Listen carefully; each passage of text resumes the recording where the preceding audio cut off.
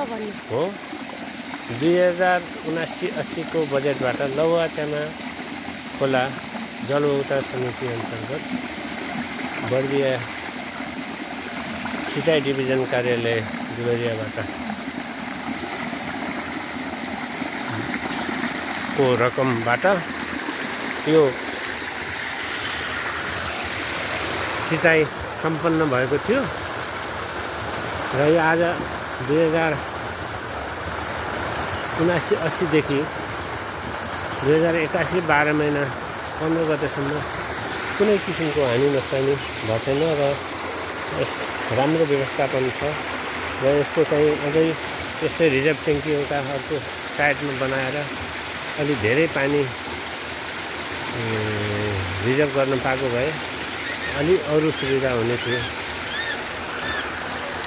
तर यो पानी हाम्रा गाउँका लगभग 50-60 घरलाई पुगेको छ ल।